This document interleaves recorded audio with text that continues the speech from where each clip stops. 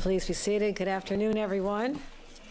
It is great to be together once again with the dream team of my partners in government. First of all, we have our great mayor of New York City, Eric Adams, who's joining us. You'll be hearing from him shortly. Mayor Spano from Yonkers has made the trip down, but not as far as our mayor from Albany, who journeyed down, Kathy Sheehan.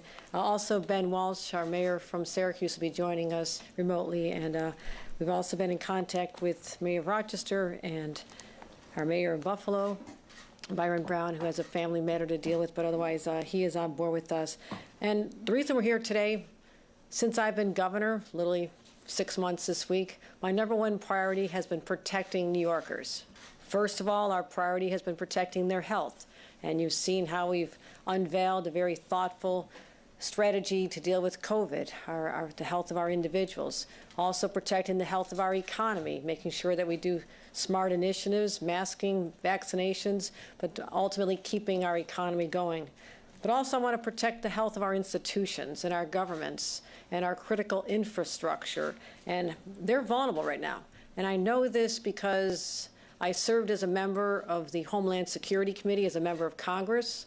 I served as a member of the Armed Services Committee, and I was very much aware of the cyber threats that surrounded us even a decade ago, and even more so now. We truly live in a digital world. You think about all your transactions, how you access money, how you pay your bills, how you make purchases and medical records, even our power grids, NIPA, our transportation systems, the MTA. They are all vulnerable to cyber attack if we don't take precautionary measures. And given the increasingly volatile geopolitical circumstances with Russia and Ukraine, and we just heard from President Biden moments ago on the advancing troops from Russia, we can no longer act independently. And that has been the case where the state of New York has its plan, city of New York has a plan, our mayors, our local governments throughout the state of New York. And that is not sustainable in light of the threats that we're seeing. And we can't expect cities and counties to go it alone. They don't have the resources. They don't have the technological know-how. And we're rethinking our entire approach to cybersecurity, really based on the model that was put together after 9/11, when we had to fight and talk about how we can bring people together for our physical security. And that was the genesis of the Joint Terrorism Task Force. Well, similarly, we're not talking about physical security, we're talking about cybersecurity and how we can take a different approach to making sure we have partnerships that'll bring our resources together. And in light of what's been going on, I've been in regular contact with the White House. We've had calls. I've been speaking directly to the Secretary of Homeland Security, Secretary Mayorkas. Over the weekend, I thought it was serious enough that I convened members of my cabinet on Sunday, asking all of them to come together and tell me what steps they've been taken and where there may be any shortcomings in our statewide operations, as well as our critical infrastructure, as I mentioned, the power authority, our utility grids, our transportation networks, our water. So I wanted to assess our ongoing cybersecurity efforts and to really assure New Yorkers that our systems are protected. And also, we realize it's about coordinating with different sectors, private sector, what steps they can be taking, even small businesses. So this is a multifaceted approach to make sure that we're doing everything we possibly can to prepare and then, when necessary, react to any attacks. So today I'm very proud to announce the first in the nation statewide Joint Security Operations Center. That is where we are today. And this is going to be the nerve center for our cyber operations. We bring all the talent together, the resources, the data sharing that has been going on in silos for far too long. And it's so important. We realize now that when you see even a small attack in one system, that could be an indicator of more to come. And how we respond to that will prepare us for the larger attacks. So by collaborating and sharing literally one space, and we just saw there's going to be 117 desktops where people can work together in collaboration with the City of New York here and our other partners. We're going to be able to enhance our ability to respond to any attacks as well as prevent them. We realize that we're only as strong as our weakest link, and the synergy between even our local governments, the local governments, our cities and our counties, they're connected to our state operations. So an attack on them could lead to a larger attack and disruption of service from the state as well. So again, breaking down the silos, the data sharing that has not gone on, and bringing it together under one place, we can strengthen our defenses exponentially. And we all know that cyber criminals are relentless. They are motivated, whether they're state actors, whether they're rogue individuals. They are trying to disrupt our operations. Their intent is truly malicious. And that's why we want to take serious steps here today to disrupt. They're trying to disrupt our systems and sometimes even extort us for money. And we've seen that with hospitals and schools and universities in our own state. And in fact, it right now even costs us $5 to $10 billion a year annually. And just in the last year, 2020 to 21, we've had actually 85 serious attacks. And this is even before we're dealing with the geopolitical situation that I referenced earlier. So we know cyber attacks will continue to happen, and in the long term, this Joint Security Operations Center, which we call JSOC, you always have to have an acronym if you're talking about anything in law enforcement, JSOC, this will be the tip of the spear for our cybersecurity operations in the state. And here we are at 11 Metro Tech, and again, this will allow us to have a statewide view and operations sharing. They'll be doing tabletop exercises. They'll be working closely together, and I have to tell you, this is absolutely unprecedented. I anticipate that this will be a model for other states. Other areas should be dealing with the same sense of urgency that we come to this. But we know New York State, New York City, we are always going to be in the line of sight of the terrorists and those who want to disrupt our way of life. And knowing that we are the epicenter of financial institutions and our operations, our large infrastructure and our transportation systems, the MTA, the Port Authority. So that is why we've been working so closely with them. And I want to thank Mayor Adams and Chief Technology Officer Matt Fraser for their partnership. We just had a tour of the facility. It is state-of-the-art. This, again, is an incredible model of what collaboration and partner looks like, as well as I mentioned Albany Mayor Sheehan and Mayor Spano, who've traveled here together today. So this is what collaboration looks like physically here, but also we have to put money behind this. And I realized as governor, and I started asking questions about what we've done, where our investments have been, they have been lacking. And I'm proud that my administration is proposing an historic $62 million investment in cybersecurity, more than double what has been spent in previous years, and making sure that we have resources. But what about our local governments? I'm a former local government official, 14 years in local government. If someone told us that my town had to prepare for cyber attacks, it would have been, I don't have the resources, I don't have the money to be able to put toward that. So understanding that, at the most organic level, because I've been there, I want to let the localities know that we're on their side, that we're going to help them. And that's why I'm putting together a plan for $30 million to help our localities buy this at a subsidized price and get the technological know-how that they need to defend themselves. As I ask more questions of my team, do we have enough people in place right now? Where are we getting the smartest, the best professionals in the industry who can help us deal with this challenge? And so we're also going to be increasing the number of cybersecurity professionals that we have in the state's workforce. Right now, I'm looking to hire 70. Anybody knows somebody who wants to get a job? I need 70 highly trained individuals, and this will help us shore up our defenses, identify our weaknesses, and protect from any vulnerabilities. So we're going to be aggressive about identifying cybersecurity individuals who are early in their careers through our Excelsior Fellows program. Also, mid-year technologists who have specialties in this, offering them 18-month deployments to become embedded with these operations right here, an incredible experience for them, and we'll take from their experience as well. And so I say our SUNY and CUNY systems are also primed to be training the next generation of professionals, making sure that in addition to what we have in Albany, and Mayor Sheehan and I have been here, the College of Emergency Preparedness and Homeland Security at the University of Albany, first of its kind in the nation. We need to replicate this so it's available, this training is available, cybersecurity degrees all over the state of New York.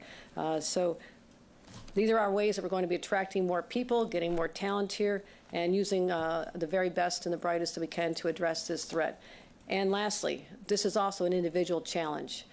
And I'm afraid that many of members of the public become desensitized when they say, well, you need to make sure that you have strong passwords and multi-factor authentication, which people are not even quite sure what that means. You need to protect yourself and change your passwords. Be prepared.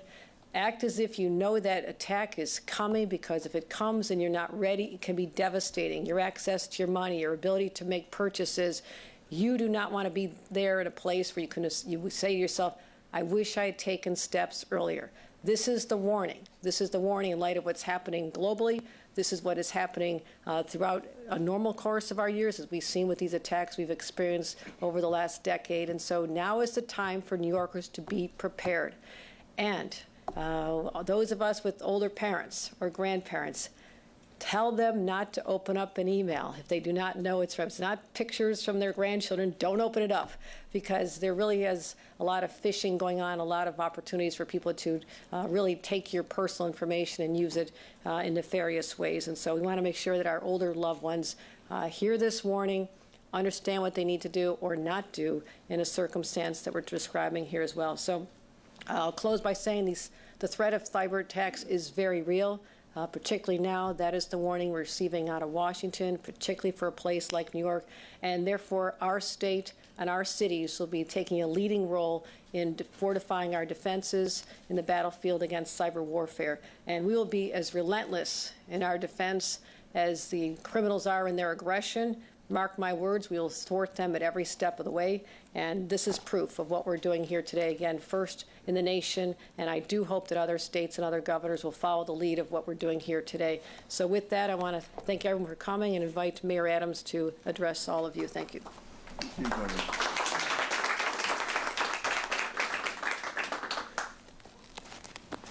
Thank you so much, Governor. And for this issue, this is a real issue.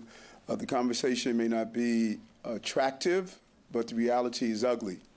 I'll never forget sitting down in Gracie Mansion, speaking with the former mayor, talking about the pandemic and other issues that were facing the city, and he was clear. He says, Eric, your real crisis is going to be cybersecurity. And if we don't get a handle on cybersecurity, what COVID did to our bodies, cybersecurity is going to disrupt the anatomy of our city and our state. And it's imperative that we take a forward-thinking view of this, and for the governor to understand how imperative it is for us to unite and join my other mayors throughout the state, both Mayor Spano, who I've known his family for a long time, and Mayor Sheehan, for coming here today and stated that we are not united against this force. We also want to thank Commissioner Bray, who you'll hear from as well, for understanding how important this moment is for all of us. We are so connected to technology that it could disrupt our way of life. And we're talking about a continuous onslaught of those who are attempting to do so. When I was the chair of Homeland Security as state senator, I was amazed and alarmed to see the number of outside attempts to hack our systems, not only for financial means, but also just for total disruption. The real concern here is that often when you can't see something, you do not appreciate the danger of something. We don't see what is happening every day, and that is what this command center and joint operation is going to participate. One of the most important hires that I had to do was bringing on Matt to coordinate this entire effort, and it's one of the beginning programs that we're going to institute as we reach out to our business partners as well. Today, one of my first executive orders that I signed was about getting our technology entities all coming together, sharing information, combining what we're doing, and it's going to be under the leadership of our CTO, Matt Fraser. He has been instrumental in bringing this initiative together with the governor's office, as well as what we're doing with our private corporation. Technology, if we like it or not, is at the heart of everything we do. running water, electricity. Every day we start our day picking up our phones. We do our banking online. We communicate with our loved ones, our children. We run our city on technology. When you hack that technology, you are hacking our entire city. And it's not only limited to the fearfulness of what's happening in the Ukraine, but it's also here in the United States. And we must be vigilant and meet the threat with our action. And we're doing that now to protect our crucial infrastructure, because we know if we fail, we are going to make New Yorkers vulnerable to the actions that comes with it. And this is not hypothetical.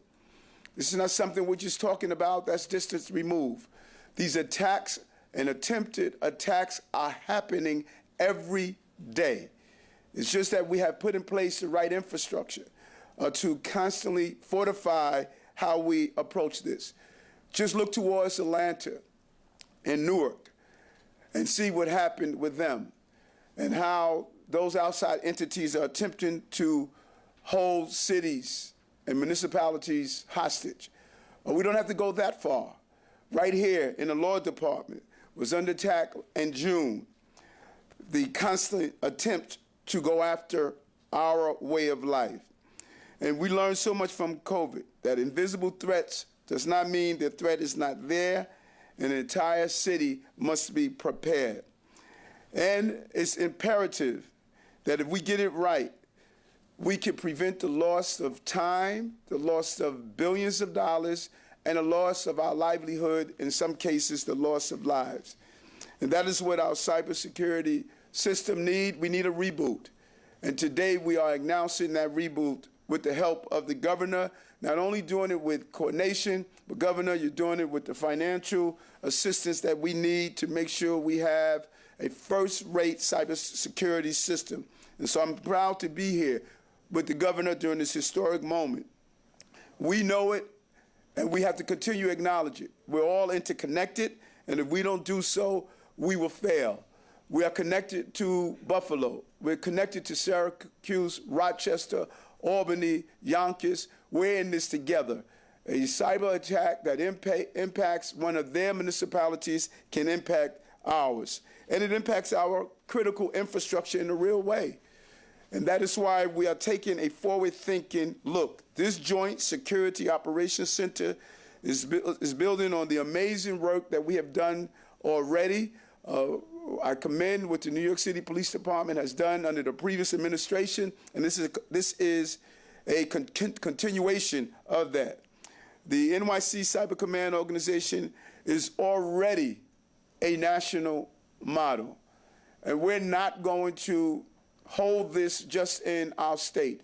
We're going to share this information and the methodologies we use with any municipality that want to learn. We're asking other leaders to come here to New York and see what we're doing here, because this is a national problem that we are facing. This center will create a centralized data system and better collaboration. It will also offer unprecedented visibility into potential threats, elevated trends, and otherwise areas that might have gone undetected. We're also going to find the cybersecurity experts of the future, as the governor acknowledged. The threat is not going away. It's going to continue to grow. And so we must build out the pipeline to have young people participate in stopping, thwarting, or preventing some of the threats. Right here, we created a dedicated pipeline partnering with CUNY and other New York City schools. The chancellor understands how important this is, and we're going to make sure we get our young people prepared for the future. And so the governor has continuously stated what I agree. We need to break down the silos. Government must collaborate together to deal with these important issues. We must streamline our government and bring every agency up to standard of excellence that we need to fight this threat. So today, earlier, I signed Operation Order 10, which places New York City Command Center under the direction of the Office of Technology and Innovation, and requires each agency to designate a cyber command liaison who will work with the Office of Cyber Command. Everyone must do their job in every agency. This is a threat that touches all New Yorkers. Every agency, everyone that participates in this city must be protected. So again, Governor, I thank you for what you are doing today in this collaboration. Your continuing support of the cities throughout this state is leading from the front, and we want to continue to be a partner with you as we protect New Yorkers from cybersecurity to security, from crime, and any other threat to everyday New Yorkers. Again, thank you very much. Mayor from Yonkers, wonderful Yonkers. We've been there many times. Mike Spano to talk about his reflections. Well, good afternoon, everyone, and certainly to Mayor Eric Adams, as you're showing why the people of New York voted for you, and certainly going to be a great mayor, so it's good to be here down in New York. I want to give a special, obviously, thank you to our great governor, Governor Hochul, for your continued support for the critical investments that you're making in the cities, because we are on the front lines. It is by no accident that the mayors are all here with the governor, showing that there is that commitment for those of us who are doing these battles all across the board. And I know I speak for all of us when I say thank you. Every one of us feels the imminent threats of any breach in cybersecurity. Cybersecurity has been probably one of the most major issues that any one of New York's big cities has had to deal with. Nearly 6 months ago, Yonkers was hit with a vicious ransomware attack, risking sensitive information within our municipal operations. And thanks to the work of our IT department, none of our information, including police, fire, personnel, or other sensitive information was compromised this time. However, with the Governor's Joint Security Operations Center, Yonkers will have some of the most brilliant minds and resources that will be at our fingertips within our own IT departments. This is a very, very, very proactive approach, and I commend our governor because this center will prove to be an incredible resource, serving as a hub for collaborative information, and let's not forget shared coordination between all of our security, all of our cybersecurity teams. Working together, we will have the equipment, and we will be equipped to be able to handle the threats, at least to the best of our ability, by those who look to threaten our communities. So with that, again, this was huge for us. This is something that we have been talking about and hoping for the leadership of Governor Hochul, and we're seeing it here. And that's going to help, especially mid-sized cities like ours. So again, Governor, thank you as always.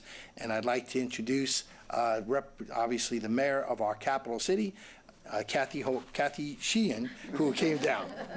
I almost said Kathy Hochul. Thank you, Mayor. Thank you so much. And the timeliness of this just could not be better. And I want to thank the governor. I want to thank Commissioner Bray for their leadership. The city of Albany in 2019 was also attacked. And that ransomware attack, again, we were able to protect our systems and to be able to rebuild and come out of that very strongly. But it is an incredible challenge because these attacks happen every single day. I get a report from the head of our CIO, and that report shows me how many times a day, and it's dozens and sometimes hundreds of times a day, that we are attacked, of people trying to find vulnerabilities in our systems. And we as cities just can't do this ourselves. Municipalities don't have the bandwidth. And so having this Joint Security Operations Center is a game changer for all of us. The state was there alongside us when we had our cyber attack. We know the talents, we know the bench strength, we know that they have the capability. And when you join those forces resources with Homeland Security, with FBI, and with all of the other resources out there, we can create that protection that we need in order to run our cities. We're so dependent on technology, and that dependence really, I think, was demonstrated even more so during this pandemic because we relied on it to run businesses and to run government. And so thank you, Governor, for your leadership on this. We look forward to working with all of the cities, sharing information, sharing resource, and again, recruiting those great minds out there that are going to help us to make sure that we keep ourselves and our cities safe. So thank you so much. And now we'll hear, speaking of technology, we have the technological capability to hear from Syracuse, our Mayor Ben Walsh. Mayor Walsh? Thank you, Governor. Thank you to my fellow mayors, Mayor Adams, Mayor Spano, Mayor Sheehan. As you've heard from everyone, there is no greater threat to the day-to-day operations of city and state government than cybersecurity. And Governor Hochul, when you asked us what we needed, it was two things: more coordination and more resources. And what you're announcing here today addresses both of those needs. And it couldn't come sooner. As a matter of fact, just today I received a message from a fellow mayor in the state notifying me of a phishing scam that they were dealing with that they thought might be related to the city of Syracuse. And that's exactly what this system is set up to do, to formalize that communication network and expand it and scale it throughout the state. So again, it couldn't come at a better time, a more urgent time. And I'm so grateful, Governor, for your leadership, for the partnership of my fellow mayors, and very much look forward to working with all of you to protect the cybersecurity of our cities and of our state. Thank you. Thank you, Mayor. Thank you, Mayor Walsh. I do also want to recognize, I was talking about the mayors, but also the incredible team of commissioners and professionals and leaders of institutions like Commissioner Jackie Bray, who has just done an extraordinary job. We've relied on her for everything from cybersecurity to ice storms in Ulster County, where we lost power a short time ago. So she is tremendously hands-on, and I want to thank her for her leadership, as well as the other partners. I mean, this is an extraordinary operation here. You mentioned Matt Fraser, the Chief Technology Officer. Matt, you gave us a tour earlier, and we really look forward to working closely with you. Jana Lieber, our CEO of the MTA, is here because we know the vulnerability of our lifeblood of New York City and the whole region is our transportation network through the MTA. Rick Cotton, again, critically important infrastructures, our ports and airports and our systems with the Port Authority. Kevin Bruin, our Superintendent of New York State Police, and Tony Riddick, the Chief IT Officer for New York ITS, as well as our partners. As I mentioned, the FBI has been here with us, and Washington is very much embedded and interested in what we're doing here and have been in regular communication with us as the situation before us unfolds. With that, I'll be happy to take any questions on topic first. Governor, you obviously planned this before what happened in Ukraine. Talk about the significance of opening this center on this day, given what's happening half a world away. You know, certainly it was an important call I had with the White House and others on Friday that, reminded us of the vulnerabilities of what's happening across the world and the impact that it could have right here in our city, a city that has been known to terrorists, a place where that they know that they're attacking a way of life, the American way of life, if you attack New York City and New York State. And that's why we took that message very seriously. It was a call with other governors, but I immediately said, okay, team, we've been talking about this for a while. How do we get this up and running immediately to be able to deal with any attacks that come now or later?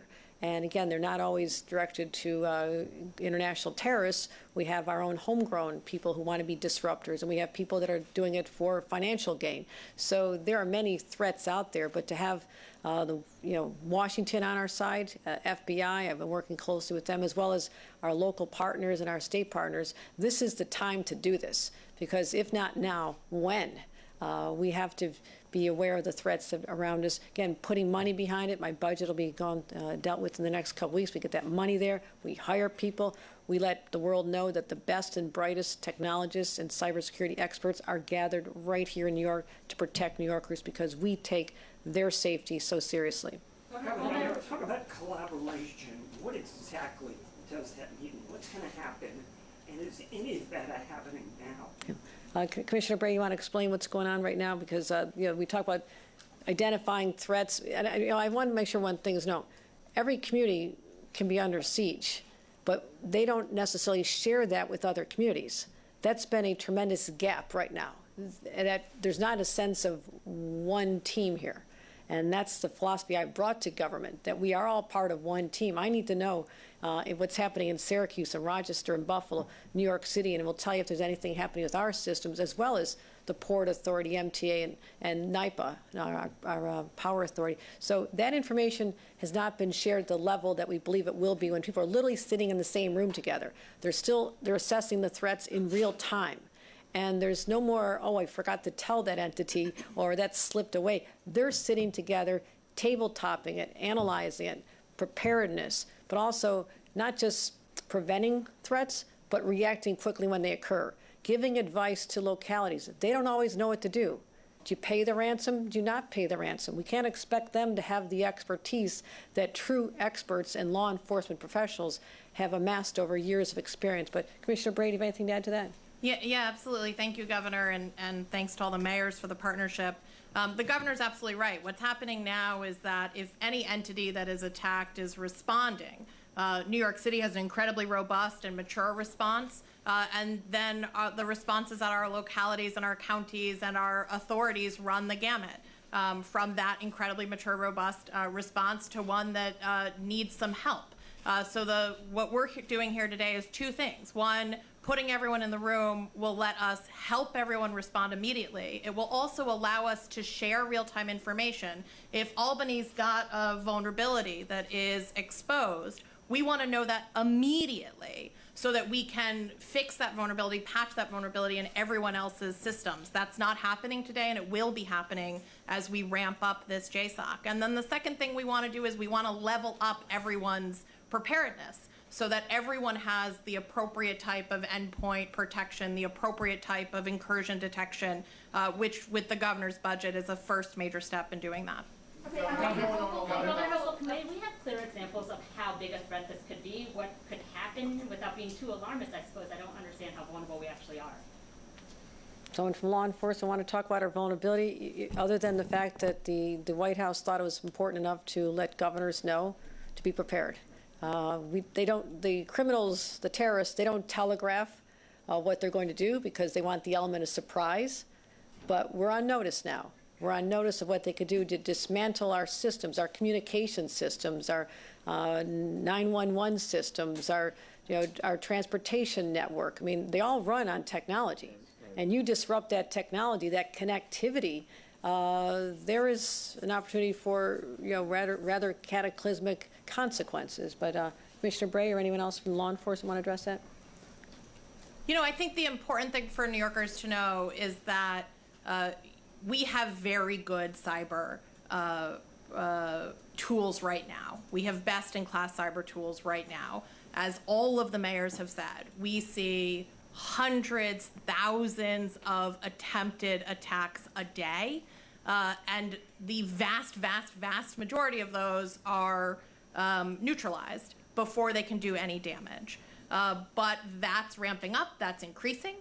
And it's important that we take this next step. It's important that we level up all of our systems and all of our response. But New Yorkers need to know that we are prepared, and that anytime anything does happen, we are also now under Governor Hochul's leadership coming together to respond.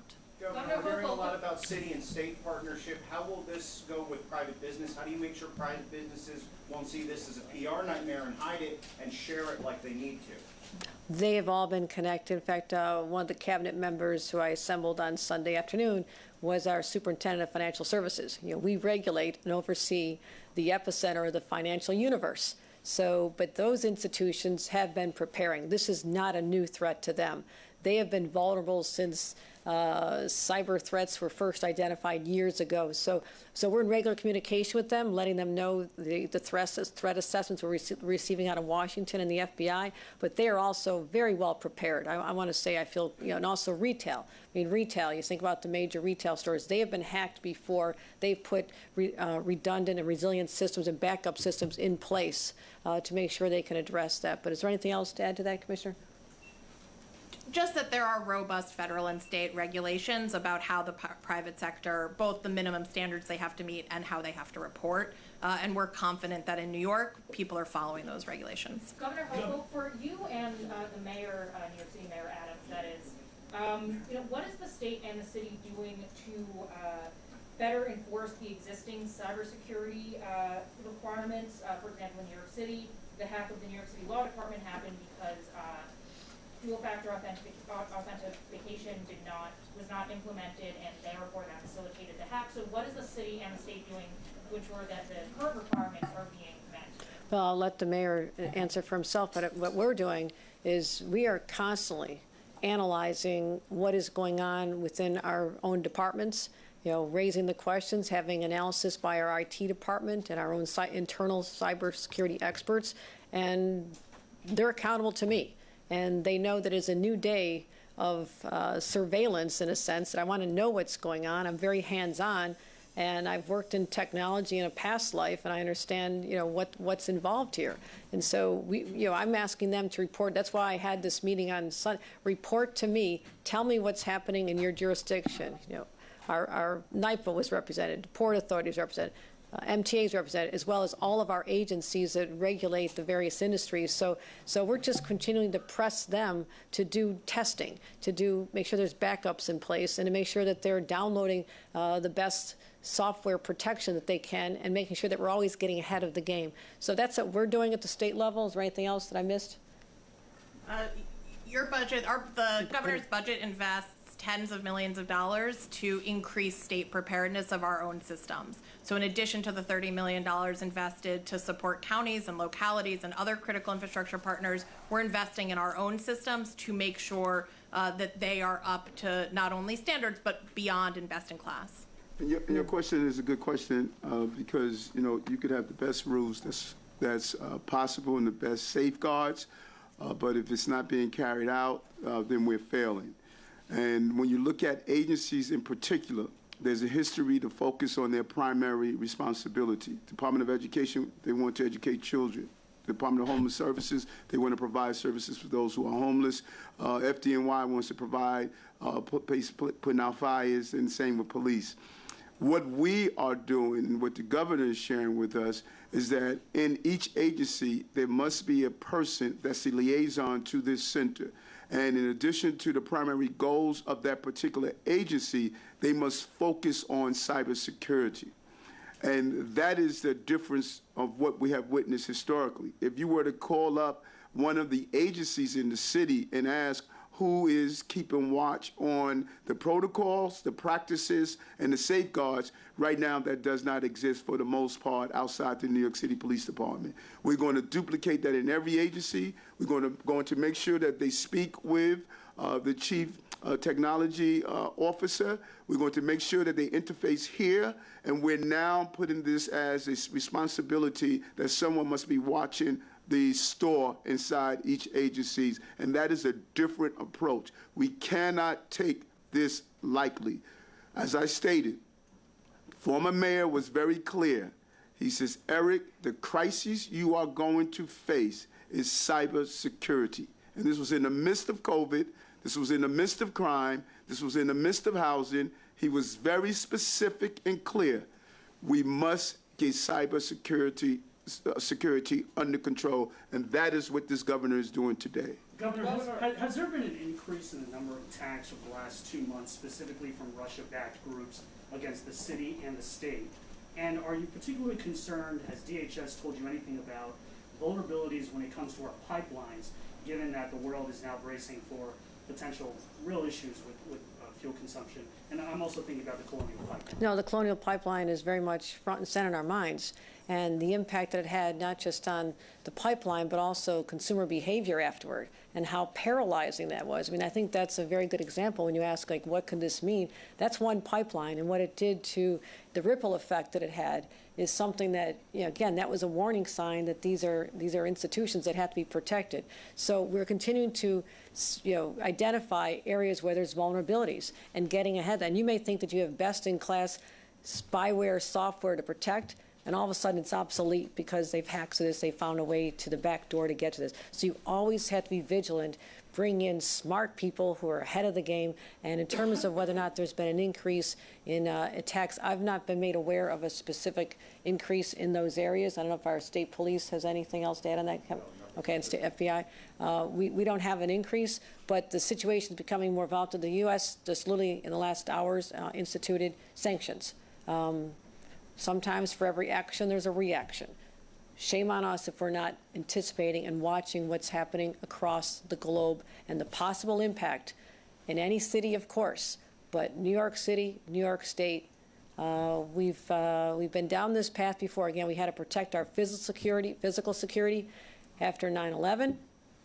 Now we have to protect our cyber systems and all of our infrastructure because of the dependence that the mayor mentioned, you know, the incredible dependence that we all have in our daily lives.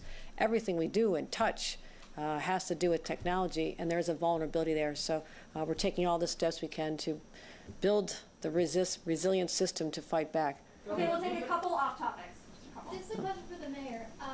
Going back to the subway safety plan, yesterday was the first day of the program.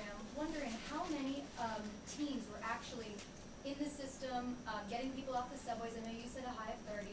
How much is this program going to cost? And also, how many individuals did you connect with services or shelter, safety, and bed? Okay, so let me peel that back one layer at a time. First, we had 6 teams out yesterday. Thank you, Governor. First, we had 6 teams out yesterday. We're going to reach the point of 30 teams. We had engagement with 100 individuals in the subway system. What we are not going to do, because remember, this is an enforcement and also dignity. We're not going to parade around where we're going, who we're removing. We're not going to allow people, through our actions, to have cameras placed in their face because they're down on their luck. This is a very well-organized coordination with the governor's office as well as other professional mental health professionals. The exact cost analysis is going to determine. We're talking about housing. We're talking about counseling. We're talking about giving people services in our healthcare system. Let's be clear. This is a problem that has existed for a long time. And so someone saw me the other day, called me and stated that, Eric, I was on the system and I saw someone that was homeless. Yes, it's not going to happen overnight. We have a well-organized plan that we're going to execute. And it's going to be determined on the outcome of having a safe system that people are able to use where people are not breaking the law. And so the exact cost, the team will come up with that exact cost, but whatever it takes, we're going to do to deal with the problem in our transportation system. Okay. Yes. You have addressed criticisms over your appointment of Fernando Cabrera yes. to a faith-based role. I wanted to get your reaction to some calls for you to rescind the appointment of Reverend Eric Salgado to Deputy Commissioner position to Mayor's Office of International Affairs. He also has shared in the past anti-gay views. Your office said that he's evolved and changed, but there have been no further details about how. So I just wanted to get your take and your reaction. When I was in Albany and I fought for marriage and gender, when I fought against the hateful crimes against people who are a member of the LGBT community as well as others, I'll never forget, after I voted for marriage, my brother-in-law, who's no longer with us, told me he was a minister, and he told me I could no longer come to his church. People don't realize what happened when that bill went through. Later, my brother-in-law apologized. He said he was wrong. There were many Americans that want to act like now they were always embracing marriage. That is not the reality. People evolve. They become better because of what they experience. I sat down with all of my appointees in a very rigorous appointment process. I believe that what they stated and how they feel in their own words, I heard them, I accept their apologies, and now it's time for us to bring our city together. And that is what I'm going to do. I'm going to hire the best people to do the job for the city of New York in the faith-based community and as well as in the other communities that I'm dealing with crises. Mr. Mayor, some of the LGBTQ community leaders who criticized your appointments are disappointed that you haven't even contacted them, asked for their views or concerns about these appointments. Do you want to respond to them and explain why you haven't reached out? Yes, well, you know and I know, city of 8.8 million people, we got 30 million leaders. I spoke with many of those leaders that have soldiers side by side with me. My unprecedented record on fighting on behalf of men and women of the LGBT community went back to the days I was a sergeant in the police department and has continued in the state senate, as borough president, now as the mayor. I spoke with a number of those leaders and shared my thoughts, and I stated, I respect your thoughts, but I'm going to do what's best for the city of New York. And so did I reach everyone in the city that is a member of the LGBT community? No, I did not. But I met with and communicated with several of the leaders in the community. Such as? I'm not sharing private conversations, but I'm sure if you will call Corey Johnson, he will share with you. If you call some of the city council members, they will share with you. If you will call some of the former elected officials, they will share with you. I spoke with many of them. Okay, time for one more. Governor Hochul, I want to ask about, from your 30-day budget amendments, you took out accessory dwelling units and transit-oriented developments in the suburbs. Is that in response to criticism that you have faced from the likes of people like Tom Suozzi, or are you intending to work with the legislature to get that passed, not to get both things passed, not through the budget, but through the traditional legislative process? You know, the genesis of this whole idea was what we were working on in the fall when we were new in office, and we wanted to put together very thoughtful policies that we thought would accomplish specific goals. One of those goals is to increase the access and supply to affordable housing. We are in a crisis in the city, Long Island, Westchester, and other parts of our state where there's an affordability crisis where young people can't even grow up and raise their own families in the town they grew up in because they've been priced out of it. So also, what I saw in my first week on the job, when I had to go to places like East Elmhurst in the aftermath of Hurricane Ida and saw the devastation and the loss of life that flowed from the fact that people were literally drowned in their homes because they were living in accessory dwelling units, lower level units that did not have an escape out the back door.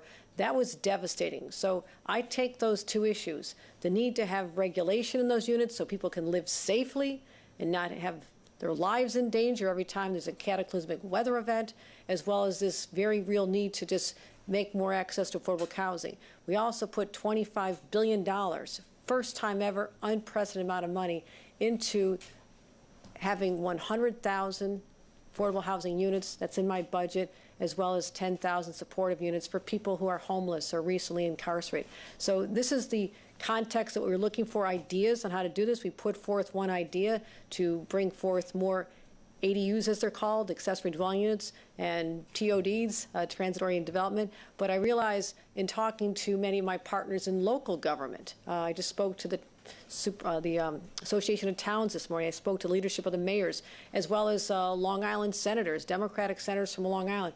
I think what has happened is you see a different kind of leadership here, where I will take ideas from people. I have a broad policy objective I want to achieve, but I can achieve that by working closely, rolling up our sleeves and working with the partners that I'm talking about. And they're grateful to see that there's someone who's willing to work with them closely. We'll find ways in our budget to accomplish what we need to do, and it may be more on the incentive side, our downtown revitalization initiatives. I can put more scoring and support of communities that have those programs, who need help, who need assistance financially for their master plans, because I've lived in that world. So what I want to do is get to a result where we expand those housing. And also the city of New York has asked for the authority to have accessory dwelling units. I will provide that in our budget. So again, accommodating local needs. The mayor wants this, we'll support it. Other communities want to have conversations about different ways to do it. Those are the conversations I'll have as well. So, all